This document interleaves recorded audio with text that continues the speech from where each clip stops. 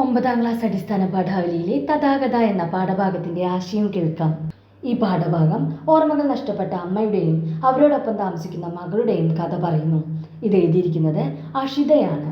ആധുനികാനന്തര തലമുറയിലെ സ്ത്രീപക്ഷ എഴുത്തുകാരിൽ പ്രമുഖയാണ് അവർ. ഈ കഥയിൽ 2 കഥാപാത്രങ്ങളാണ് പ്രധാനമായും ഉള്ളത്. ഓർമ്മകൾ നഷ്ടപ്പെട്ട അമ്മയും അമ്മയെ നോക്കാനായി നിൽക്കുന്ന മകളും. ഈ കഥയിലെ അമ്മയ്ക്ക് അൾഷിമേഴ്സ് എന്ന മറവി രോഗം ബാധിച്ചിരിക്കുകയാണ്. അതുകൊണ്ട് തന്നെ അമ്മയുടെ ഓർമ്മകൾ വന്നും പോയും കൊണ്ടിരിക്കുന്നു. അമ്മയ്ക്ക് തന്നെ പറ്റിയുള്ള ഓർമ്മകൾ നഷ്ടപ്പെട്ടതിൽ വേദന കൊള്ളുന്ന മകളെയാണ് ഈ കഥാഭാഗത്ത് നമ്മൾ കാണുന്നത്. ഡോക്ടർ അമ്മയുടെ സ്ഥിരമായി നടത്താറുള്ള ചെക്കപ്പിനായി വന്നിരിക്കുകയാണ്. അമ്മയുടെ ഓർമ്മ കിട്ടുന്നതിനെ പറ്റിയാണ് മകൾക്ക് അപ്പോൾ അറിയേണ്ടതായിട്ടുള്ളത്. എന്നാൽ ബാക്കിയെല്ലാം നോർമലാണെന്നും ഓർമ്മയുടെ കാര്യത്തിൽ മാത്രം ഉറപ്പ് പറയാനാവില്ലെന്നും ഡോക്ടർ അറിയിക്കുന്നു.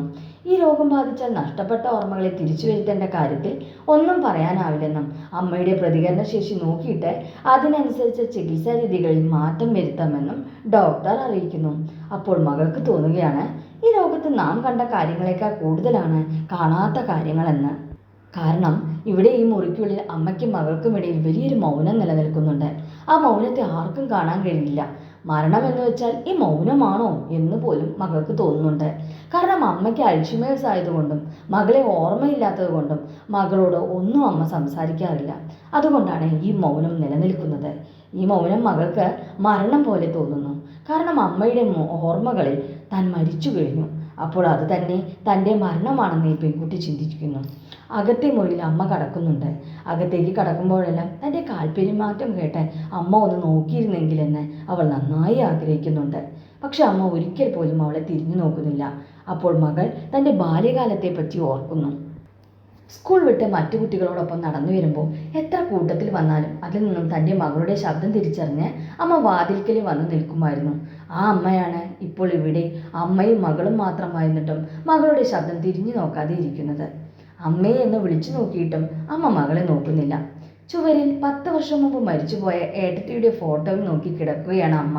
ആ ഫോട്ടോയിൽ നോക്കി നെറ്റിച്ചുളിക്കുന്നത് കാണുമ്പോൾ അമ്മ എന്തോ ആലോചിക്കുകയാണെന്ന് കരുതി മകൾ അത് എന്താണെന്ന് ചോദിക്കുന്നു.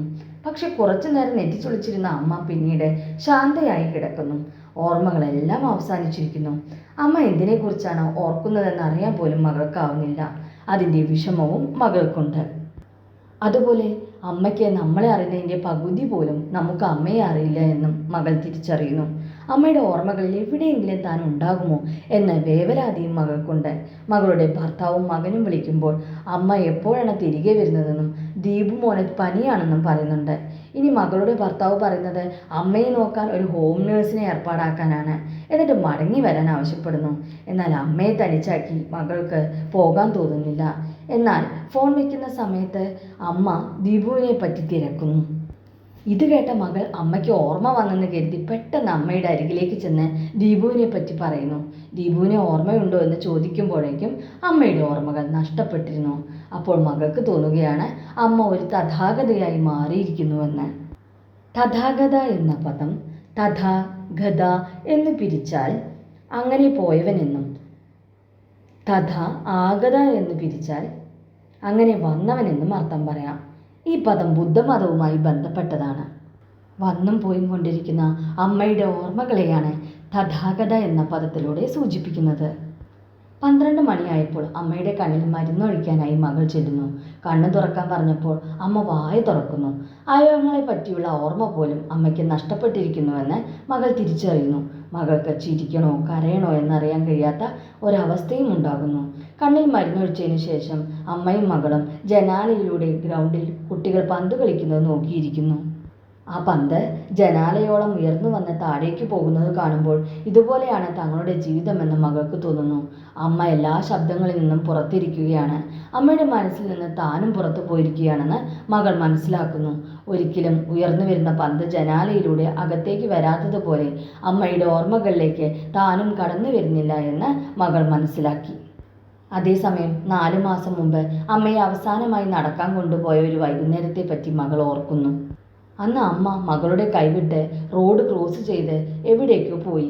ഒടുവിൽ ഒരു തുണിക്കടയുടെ മുമ്പിൽ നിന്നും അമ്മയെ കണ്ടെത്തി. മകൾ ചിന്തകളിൽ നിന്നും തിരിച്ചു വന്ന് അമ്മയോട് കഞ്ഞി തരട്ടെ എന്ന് ചോദിക്കുന്നു. ആ സമയത്ത് അമ്മ ഭിത്തിയിലെ ഫോട്ടോയിലേക്ക് വീണ്ടും നോക്കിയിരിക്കുകയാണ്.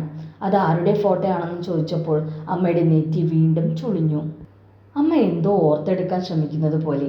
ആ നിമിഷം എന്നെ മനസ്സിലായോ, ഞാൻ അമ്മയുടെ അമ്മിണിക്കുട്ടിയാണ് എന്ന് പറഞ്ഞ് സ്വയം പരിചയപ്പെടുത്തുന്നു മകൾ. പക്ഷേ എവിടെയാണ് അമ്മയുടെ അമ്മിണിക്കുട്ടി എന്ന് മകൾ ചോദിക്കുമ്പോൾ അമ്മിണിക്കുട്ടി മരിച്ചുപോയി എന്നാണ് അമ്മ മറുപടി പറയുന്നത്. ഇന്ന് അമ്മയുടെ ഓർമ്മകളിൽ മകളില്ല എന്ന സത്യം കഥാവസാനത്തിൽ നമ്മൾ മനസ്സിലാക്കുന്നു.